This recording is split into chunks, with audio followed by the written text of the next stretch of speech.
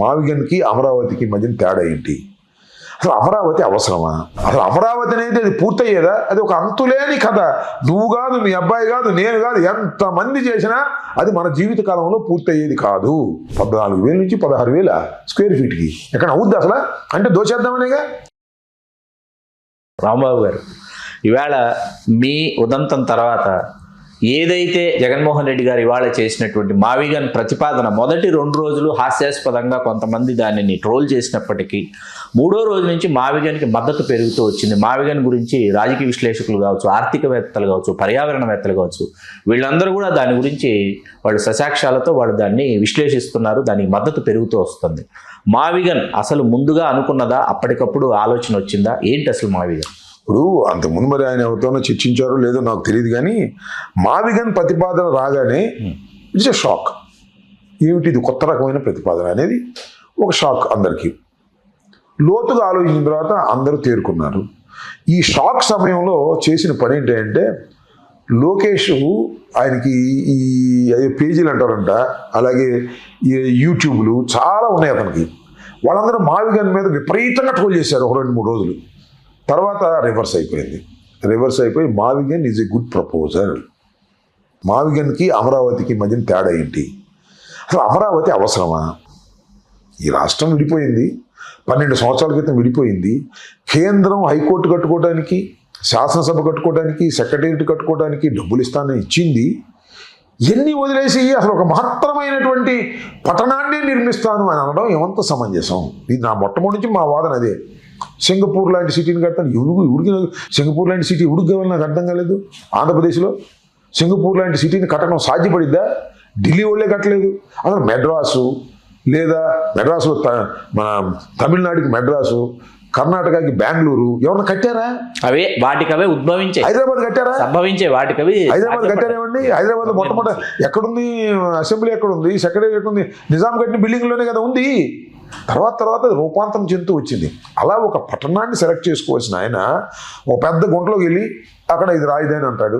అక్కడేమో అది కాదు శ్రీకాంత్ గారు, అసలు నేను మీలాంటి వాళ్ళు ఆలోచించండి, అసలు 14,000 నుంచి 16,000 స్క్వేర్ ఫీట్కి ఎక్కడ అవుద్ది అసలు? అంటే దోచేద్దామనేగా. 2 లక్షల కోట్ల రూపాయలు ఖర్చు పెట్టి ఒక 50 లక్షల కోట్లు నువ్వు కాజేయాలని అనుకుంటూ ఇంతవరకు ధర్మం ఇది? నీ అబ్బాయికి నీ తాబేదారికి దోచిపెట్టే కార్యక్రమం కాదా? ఇది అవుతుంది అసలు? అసలు అమరావతి అనేది అది పూర్తయ్యేదా? అది ఒక అంతులేని కథ. నువ్వు కాదు, మీ అబ్బాయి కాదు, నేను కాదు, ఎంతమంది చేసినా అది మన జీవిత కాలంలో పూర్తయ్యేది కాదు. అలాంటి దాన్ని పట్టుకుని నువ్వు దానిలో ఏదో పిండుకోవాలనే ప్రయత్నం చేస్తున్నావు. ఇవాళ ఏముంది?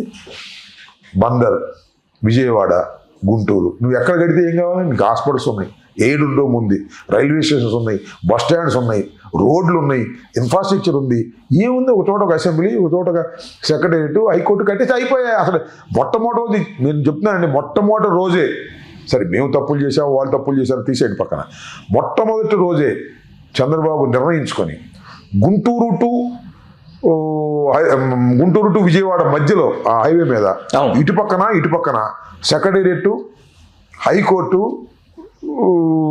అసెంబ్లీ కట్టేస్తే అసలు మీకు బాంబే కన్నా ఎక్కువ ఉండేది అభివృద్ధి.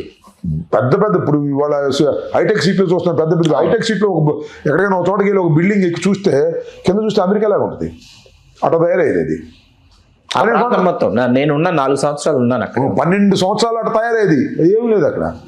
ఇంకా గుంటలు తీస్తున్నారు, ఇంకా పునాదులు వేస్తున్నారు, బిల్లులు చేసుకుంటున్నారు, డబ్బులు కాజేస్తున్నారు. ఇదే తప్ప ఏమీ లేదు. 74,000 కోట్ల రూపాయలు ఆల్రెడీ ఇన్వెస్ట్ చేసి మేము వర్కులు చేస్తున్నామని మన చంద్రబాబు నాయుడు గారు చెప్తున్నాడు. ఏం చేయాలి? అన్ని ఎక్కడ పోతాయి ఈ డబ్బులు? నేను అక్కడికి వెళ్తే ఆ తాత్కాలిక సెక్రటేరియట్, ఆ తాత్కాలిక అసెంబ్లీ అవే కనిపిస్తున్నాయి. అక్కడక్కడ బిల్డింగ్లు కొన్ని కట్టారు, నేను కాదంటలా. బట్ ఇప్పుడు కావాలి అది. నేను మీరు చంద్రబాబు బతికుండగా కాదు, లోకేష్ ఉండగా కూడా కాదు, లోకేష్ కూడా కాదు. అది ఒక మహా పెద్ద ప్రాజెక్ట్ లాగా తీసుకొచ్చారు. అంత అవసరం ఉంది ఆంధ్ర రాష్ట్రానికి? మనం ఏమన్నా డబ్బులు ఎక్కువ అయిపోయినాయా? మన దగ్గర డబ్బులు ఎక్కువ కాదు కదా, డబ్బులు లేక వస్తున్నాం మనం. సో ఒక తప్పుడు నిర్ణయం చేశాడు చంద్రబాబు నాయుడు గారు. దాన్ని సరిచేసే క్రమంలో జగన్మోహన్ రెడ్డి గారు చేసినటువంటి మావిగన్ ప్రతిపాదన అద్భుతమైన ప్రజాదరణ, మేధావుల యొక్క మద్దతుని పొందుతున్నాడు. డే బై డే పెరిగిపోద్ది. మావిగన్నే అభివృద్ధి మంత్రంగా తయారవుతుంది రేపు. దానిలో ఏ సందేహం లేదు. రాంబాబు గారు, ఏ రాజకీయ నాయకుడి జీవితంలో అయినా ఒక కళ రాష్ట్ర మంత్రి కావడం అనేది. సుదీర్ఘకాలం మీరు ఎదురు చూసిన తర్వాత మీకు 2.5 సంవత్సరాల కాలం రాష్ట్ర మంత్రి కావడము మీకెంత ఆనందాన్ని ఇచ్చిందో తెలియదు, కానీ మీ అభిమానుల్ని మాత్రం చాలా ఆనందింపజేసింది. రాష్ట్ర మంత్రిగా మీ శాఖలకు సంబంధించి వెనక్కి తిరిగి చూసుకుంటే ఇది నేను చేశాను, ఇది నేను సాధించాను అని మీకు అనిపించినటువంటి అంటే కార్యక్రమం? దీనిలో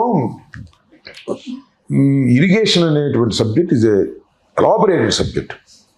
నిజానికి నేను మంత్రి అవ్వకముందు నాకు ఇరిగేషన్ మీద పెద్ద అవగాహన కూడా లేదు నిజం చెప్పాలంటే. నేను యాక్చువల్గా అనుకుందంటే Polavaram is a good subject. Polavaram పూర్తి అవుతుందని కొత్తలో ఆశపడ్డా. లోతుగా వెళ్ళి చూస్తే నా టర్మ్లో పూర్తి కాదని నేను నిర్ణయించుకుని నేను చెప్పేసా కూడా, ఇది ఇప్పుడు పూర్తి అవుతూ అసలు నాకు అర్థం కావడానికే టైం పట్టిందని. దాని ప్రకారమే పూర్తి కాల.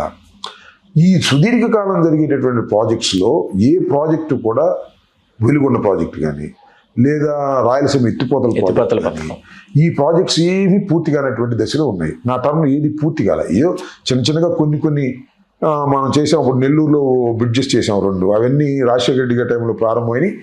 మా చేతుల మీదుగా అవి సాకారం అయ్యాయి. 2 బ్రిడ్జెస్ చేసాం. దానికి కొంత తృప్తి ఉంటుంది. ఇదంతా ఒక సుదీర్ఘమైనటువంటి ప్రయాణంలో అనుకున్నవి సాధించలేకపోయాము అనేది ఒక చిన్న బాధ ఉంది. సరే, అవన్నీ ఇప్పుడు మన పోలవరం అంటే అద్భుతమైన ప్రాజెక్ట్. అది దాన్ని సర్వనాశనం చేసి చంద్రబాబు నాయుడు గారు అంటే నమ్మరు. ఎవరు వాళ్ళు నమ్మరు, ప్రజలు నమ్ముతున్నారు. ఈనాడు ఆంధ్రజ్యోతి ఏదేదో రాస్తుంటారు. ఇవాళ డయాఫ్రమ్ వాల్ ఇవాళ పూర్తయింది. డయాఫ్రమ్ వాల్ చెడగొట్టింది చంద్రబాబు నాయుడు గారు. ఈ విధంగా ఇరిగేషన్ అనేది it is a big subject.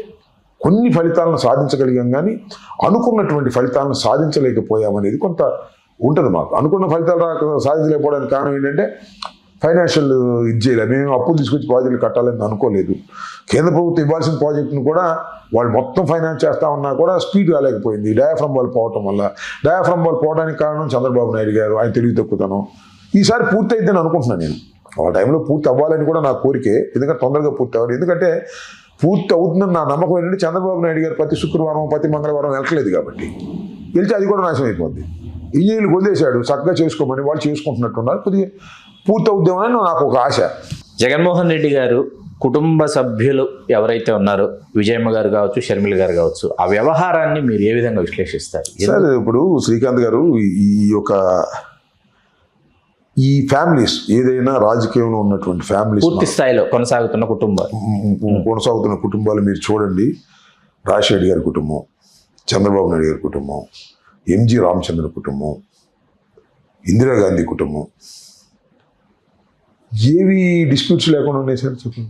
ఒకసారి చరిత్ర చూస్తే ఏవి డిస్ప్యూట్స్ లేకుండా ఉన్నాయి. What about Chandrababu Naidu? ఇప్పుడు జగన్మోహన్ రెడ్డి గారు నిన్ను విమర్శ చేస్తున్నారు కదా, చెల్లి తల్లి అని. వాట్ అబౌట్ చంద్రబాబు నాయుడు గారు? చంద్రబాబు నాయుడు గారు ఎవరిని వ్యతిరేకించారు? సొంత మామని వ్యతిరేకించారు. ఆయన దగ్గర నుంచే పార్టీని ఆయన వదిన దూరం అయిపోయింది కదా, కొడుకు దూరం అయిపోయాడు కదా, కొడుకు సపరేట్ పార్టీ పెట్టాలనుకున్నాడు కదా. ఎవరు? హరికృష్ణ గారు ఆయన భార్యగా రాజముద్ర వేసుకున్నటువంటి లక్ష్మీపార్వతి గారిని మీరు లెక్క చేయరు, అది వేరే అంశం. కడమ కుటుంబ సభ్యుల పరిస్థితి ఏంటి? అందరినీ చిందరవందర చేసావు కదా, నీ కుటుంబంలో రాలేదా? అధికారం వస్తున్నాయి. ఇవన్నీ కూడా చరిత్రలో జరుగుతున్నటువంటి అంశాలు. అక్కడ దాకా ఎందుకు? నీ తమ్ముడు చచ్చిపోయాడు అనుకోండి, రామ్మూర్తి కాంగ్రెస్ విజయనే. నేను అనేది ఏంటంటే, ఊరికినే దొరికింది కదా అని చెప్పేసి ఆ లోకేష్కి చరిత్ర తెలుసో జగన్మోహన్ రెడ్డి గారిని విమర్శించి తల్లిని కాదన్నాడు, చెల్లిని కాదన్నాడు అంటే ఏం చేశాడు? మీ నాన్న ఏం చేశాడు? మామను కాదన్నాడు, వదిని కాదన్నాడు, మీ మామను కాదన్నాడు, ఆయన మామను కాదన్నాడు, మీ మామను కాదన్నాడు, వదిని కాదన్నాడు.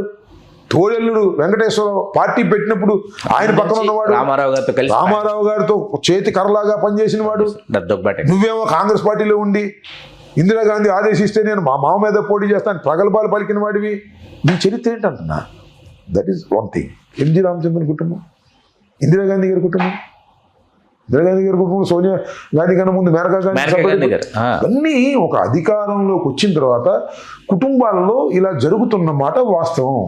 దానికి అతీతంగా లేదే రాజశేఖర గారి కుటుంబాన్ని మా బాధ, మా ఆవేదన తప్ప మనం చేయగలిగింది ఏమి లేదు. కాబట్టి అలా నడుస్తుంది. అక్కడ దాకా మీరు కేసీఆర్ కుటుంబం పరిస్థితి ఏంటి? ఈవేళ కవితక్క చెప్తున్నారు వెలుపలికి విషయం. వచ్చి, ఈ రాజకీయంగా అట్లా అట్లా తయారవుతున్నారు, ఎవరికి వాళ్ళు అలా బిహేవ్ చేస్తున్నారు. ఇది దురదృష్టకరమైనటువంటి పరిణామం. దానికి అతీతం కాదు మా రాజశేఖర రెడ్డి గారి కుటుంబం అనేది మేము బాధపడుతున్నాం. హలో, తెలుగు రాజ్యం ఛానల్ చూస్తున్నారా? సామాజిక రాజకీయ జీవన చిత్రణే తెలుగు రాజ్యం. అతిశయోక్తులు అసత్యాలు ఉండవు. రాజకీయ కోణం కాదు, ప్రజా కోణమే కొలబద్ద. తెలుగు రాజ్యం వీక్షణ మీ ఉత్తమ అభిరుచికి నిదర్శనం.